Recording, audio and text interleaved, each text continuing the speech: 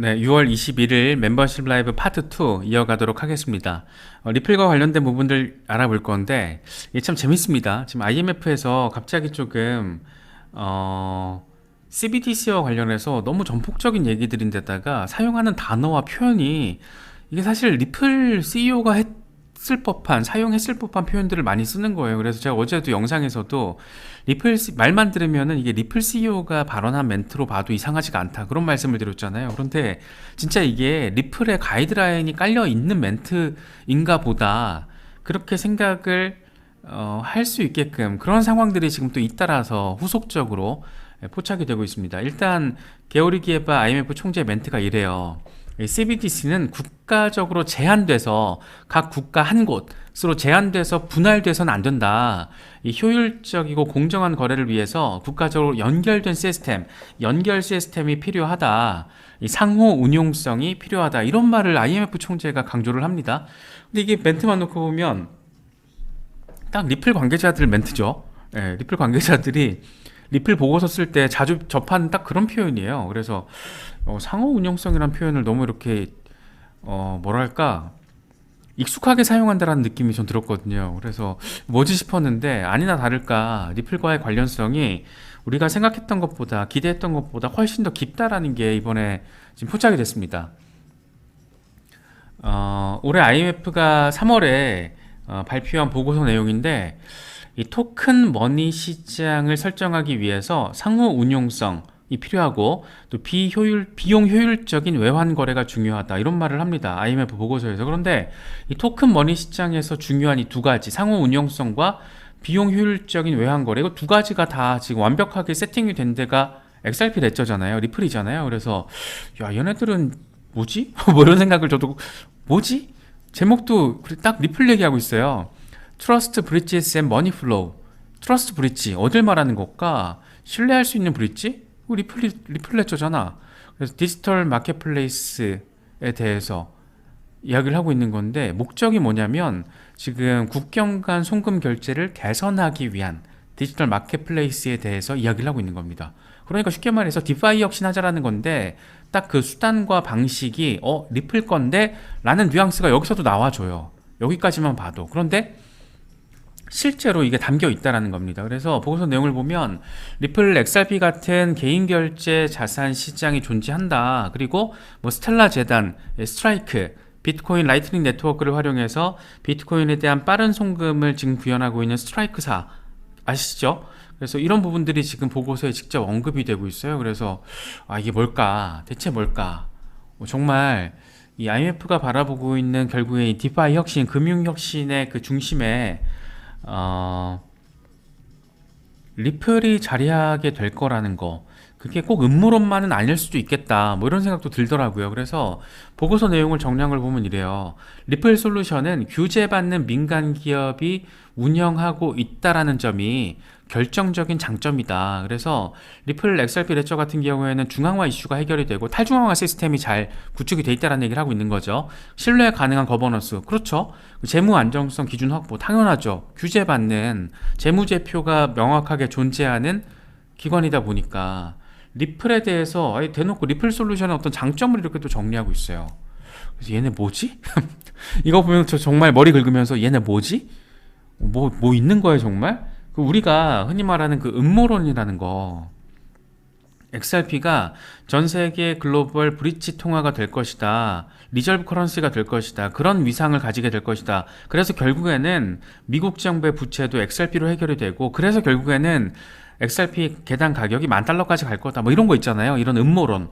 다소 음모론적인데 우리가 너무 바라지만 근데 너무 음모론적이어서 좀 비현실적이기도 하지만 현실화되면 너무 좋을 것 같고 막 그런 숫자잖아요, 이게. 근데 지금 IMF 보고서를 보면 이게 음모론이 어느 정도의 그 팩트에 기반을 하고 있는 건가? 라는 생각도 문득문득 들더라고요. 그래서 야 뭐지? 얘네 왜 이렇게 뜬금없이 리플을 가장 먼저 사용 사례 예시로 제시하면서 리플에 대해서 이렇게 긍정적인 장점을 특장점을 이렇게 분석을 하고 있지? 뭐 이런 생각들이 또 들기도 했습니다. 그래서 여기까지만 해도 재밌는데 더 재밌는 건 뭐냐면 IMF의 핀테크 고위급 자문단이 있대요. 자문단이 있는데 거기 멤버로 리플 측에서는 크리스 라슨이 들어가 있다라는 거예요. 그래서 야 얘네 뭐지 진짜? 뭐 이런 생각도 하고 근데 또 지나고 나서 살펴보니까 리플 관계자들이 IMF 컨퍼런스에 지속적으로 참석을 해서 거기서 스피치를 한 거예요. 그러니까 블록체인 혁신과 관련해서 여러 가지 이야기들, 리플이 가지고 있는 기술적인 특장점에 대해서 이야기를 한 겁니다. 그리고 최근에도 뭘 하나 했더라고요. 그래서 그 리플 레저가 가지고 있는 보안성 굉장히 저렴한 비용으로 보안성을 확보했다. 뭐 이런 얘기도 했더라고요. IMF 컨퍼런스에서. 그래서 IMF와 지금 리플의 어떤 이런 커넥션, 관계성이 우리가 생각했던 것보다 훨씬 끈끈하다. 훨씬 끈끈하다. 그래서 어제 저희가 살펴봤던 그 브래드 갈링하우스 CEO와 당시 IMF 총재였던 크리스틴 라가르드 총재와 같이 이렇게 찍은 사진들이 있었잖아요. 그런 게 그냥 일회성적인 의미부여 그 이상이 될 수 있겠구나 라는 걸 저는 오늘 이런 내용들 보면서 아 이거 재밌네, 되게 재밌는 상황이다, 뭐 이런 것들을 조금 느낄 수 있었습니다. 그래서 이런 부분들, 특히 이제 XRP 중장기 홀더 분들 같은 경우에는 이런 부분들이 상당히 좀 힘이 많이 될 것 같아요. 저는 그렇거든요. 이런 걸 바라보고 있으면 제가 말씀드렸지만 저는 이제 구글 주식 팔아가지고 리플 매수한 케이스인데 그래도 내가 선택은 잘하는 걸 거야 분명히 막 이러면서 약간 셀프 케어를 하는 거죠. 마인드 케어를 하는 거죠. 그래서 비전적인 측면, XRP 리플의 어떤 비전적인 측면을 바라봤을 때 금융혁신, 블록체인 기반의 디파이 금융혁신과 관련해서 아직 상장도 안 한 이 비상장 기업에 거기다가 SEC와 소송전을 치르고 있는 이런 기업이 왜 이렇게 영국 중앙은행, 국제결제은행, 이번에는 IMF까지 왜 이렇게 리플이랑 뭘 이렇게 많이 하려고 그러지? 뭐 이런 거 왜 그런지 우리는 알고 있잖아요. 그런 것들도 생각을 하시면 조금 도움이 될 수 있지 않을까 그런 생각이 들기도 합니다.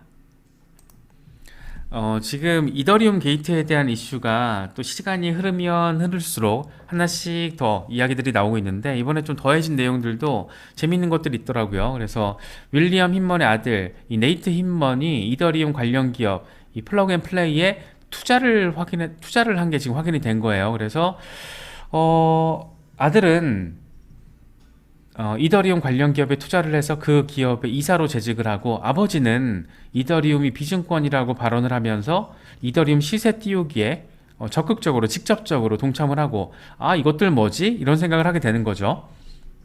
플러그 앤 플레이 저희가 살펴봤기 때문에 좀 기억하실 거예요. 그래서 2014년 당시에 비탈릭 부테린과 찍은 사진, 요 사진이 지금 굉장히 핫합니다. 굉장히 핫한데 알고 봤더니 2014년 2월에 이더리움 미트업 이 서밋이 플러그 앤 플레이 센터에서 진행이 됐다고 합니다. 그래서 이더리움 파운데이션에서, 이더리움 재단에서 이걸 발표까지 했더라고요. 실리콘밸리에서 미트업 행사가 진행되는데 이 플러그 앤 플레이에서 테크센터에서 이번 주 목요일에 진행이 됩니다. 이게 2월이에요. 2014년 2월 상황인데 재밌는 건 그거죠.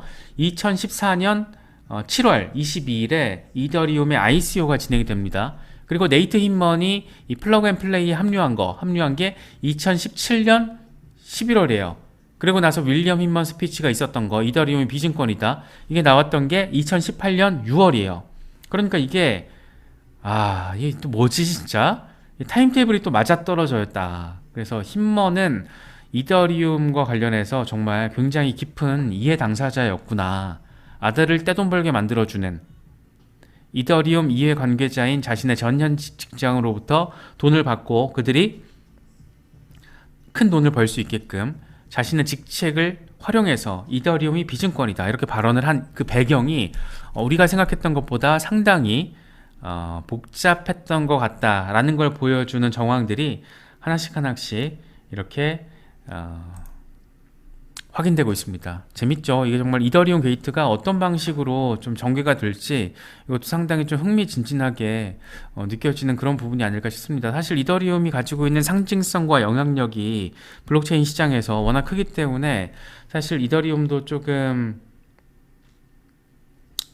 잘 돼야 되는데 어떤 이게 또 발목을 잡게 되는 그런 이슈로 될 수도 있지 않나, 뭐 여러 가지 생각이 들긴 하네요.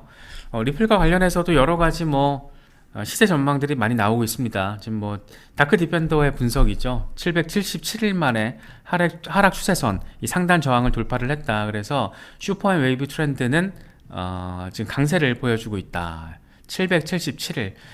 저는 이 그림이 참 마음에 들더라고요. 이 오랜 시간을 견뎌왔구나. 2021년 강세장 상황이잖아요. 그때 전고 찍고 777일이 지났습니다. 좀 시간이 많이 빨리 또 지났는데 어쨌든 커피컵 패턴 형성이 되면서 0.8917달러를 거쳐서 1.7396달러 그리고 나서 3.3939달러까지 갈 수 있는 그 타이밍에 우리는 가까워졌다라고 이야기를 하면서 8월 이후부터 이런 본격적인 랠리가 벌어질 수 있다. 기술적으로 차트적인 분석에선 그렇다라는 이야기를 하고 있는 겁니다. 그래서 이런 분석을 놓고 코인피디아가 579% 랠리 가능성 상당히 인상적인 분석이다 라고 이렇게 제목을 뽑았어요. 그래서 지금 기술적으로 일단 흐름이 좋고 여기에 리플 소송 이슈가 있고 이게 잘 풀리면은 곧장 IPO 진행과 관련해서 바로바로 들어올 거예요. 그러고 나서 또 한 가지 좀 더 큰 관점에서 봤을 때 IMF, 국제결제은행, 영국 중앙은행 이런 곳들과의 지금 파트너십 개념으로 진행되고 있는 일들의 성과, 물론 홍콩 정부도 포함이 되고 있죠. 토큰화나이제이션이 어느 정도로 얼마나 잘 진행되고 있을지, 그래서 기성자산의 토큰화 이런 이슈까지 더해져서 긍정적인 소식이 버무려진다라면 뭐 이런 거 충분히 가능하지 않을까, 뭐 3.39달러 이런 건 충분히 가능하지 않을까 라는 생각이 들면서 우리가 얼마 전에 살펴봤던 에그라 크립토의 발할라 이 분석이 오늘 몇몇 크립토 미디어에서 기사화를 했더라고요. 그래서 발할라 보고 반가워가지고 북유럽 신화에서 나오는 라스가르드인가요?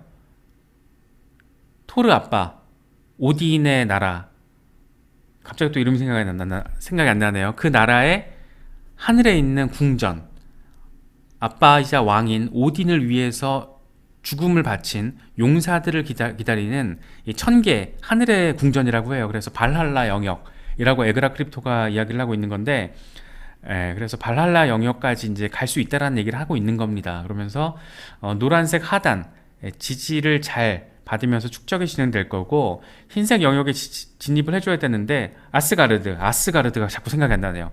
아스가르드의 천상의 궁전, 죽음을 바쳐서 나라를 지킨 왕을 대신해서 죽은 용사들을 기다리는 궁전의 이름이 발할라. 그래서 여기까지 흰색 영역으로, 이게 지금 1달러에서 4.5달러 범위거든요. 여기까지 진입을 하게 되면 그때 이후부터는 발할라 영역으로 갈 수가 있다, 뭐 이런 얘기를 해요. 그래서 2.8에서 4.6달러 여기를 잘 극복하게 되고 나면 그때부터는 1.618배에서 2.618배가 더 상승이 가능한데, 이게 지금 에그레 크립토가 얘기하는 거, 그러니까 피보나치 비율로 얘기하는 거예요. 그래서 1.618로 가게 되면, 피보나치 영역이 1.618로 가게 되면 여기거든요. 여기 이쯤이거든요.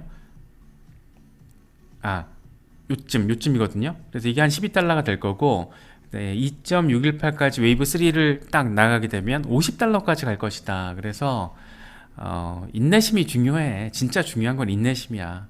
그래서 이 발할라가 재밌잖아요. 표현 자체가 좀 재밌게 느껴지잖아요. 그래서 여기저기서 조금 며칠 지난 건데 오늘 기사화를 많이 했더라고요. 그래서 눈에 좀 많이 띄길래 다시 한번 이 다크 디펜더의 이런 중단기적인 분석과 더불어서 이 발할라 내년 2025년 2024년에서 2025년까지의 긴 시간을 두고 지금 분석을 하는 건데, 이게 지금 위클리 차트예요. 그러면서 딱 에그라 크립토도 얘기하잖아요.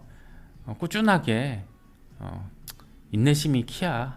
제일 중요해. 그래야지 정말 의미 있는 이 부를 바라볼 수 있을 거야. 그런 얘기를 하고 있습니다. 우리 모두 이제 발할라 영역으로 가야겠죠. 그래서 이 피보나치 비율 가지고 얘기를 하는데 좀 재밌게 느껴지더라고요. 그래서 또 표현 자체도 재밌어서 많은 미디어들에서 또 오늘 기사화도 하고, 그래서 우리가 지난주 살펴봤던 건데 며칠 전에 조금 재밌게 느껴져서 다시 한번 엮어서 좀 바라보면 좋겠다 싶어서 가져와 봤습니다. 단기적으로는 이 정도 흐름 생각하시면 될 것 같고, 물론 이거는 좀 긍정적인 재료가 뒷받침해줬을 때 그때 전제인 거고, 여기서 막 갑자기 소송 패소 이런 거 나오면 그러면 안 되겠지만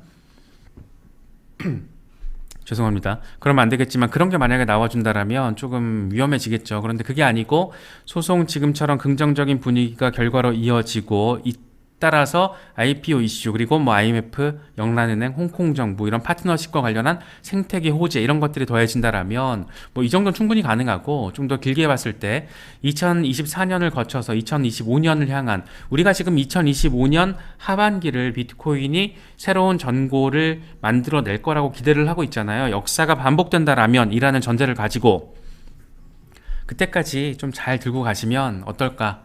저를 위해서 하는 얘기이기도 하고 우리를 위해서 드리는 말씀이기도 합니다. 그래서 이런 부분들도 잘 참고하시면서 우리 모두 갑시다. 어디로? 바랄라로. 진짜 이 만약에 XRP가 $50 되면 삿포로도 삿포로인데 그냥 바랄라의 어떤 근거지인 북유럽으로 가서 사우나 한 판 하는 것도 아주 재밌겠다. 네, 눈 내리는 북유럽 사우나 있잖아요. 막 그 와인 마시면서 하는 거. 뭐 이름 있던데. 네, 그런 거.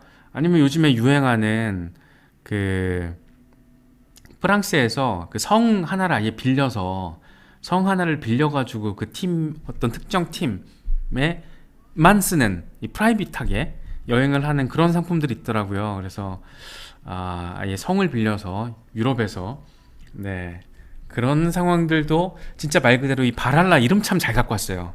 예, 바랄라에서 예, 그러는 것도 어떨까? 뭐 그런 조금 희망과 기대 섞인 포인트겠지만 어떤 그런 긍정적인 포인트 지점을 만들어 놓고 마음을 투자 스탠스를 견제해 가는 것도 하나의 방법이 될 수 있지 않을까 예, 그런 생각이 좀 들긴 합니다. 그래서 이런 부분들 단순히 뭐 $50 간다 뭐 $10 간다 가긴 가는 거냐 막 이렇게 실제로 10과 뭐 50 이런 숫자를 바라보고 싶다라기보다 우리가 바라는 건 의미 있는 어떤 XRP의 가치와 걸맞게 시세가 형성되는 거잖아요. 그래서 그런 상황, 그런 어떤 가치가 뭐 3달러지 아니면 10달러가 될지 50달러가 될지 아니면 음모론에서 얘기하는 $10,000가 될지 뭐 모르겠습니다. 저는. 근데 저는 기본적으로 한 $10 정도를 맥스로 바라보고 투자를 하고 있는 사람이고 이 자리에는 다 각자 다를 거란 말이에요. 그런데 뭐 이런 분석가들 정말 이런 분석은 이 피보나치 이런 비율 가지고 바랄라 영역이라는 타이틀을 붙여서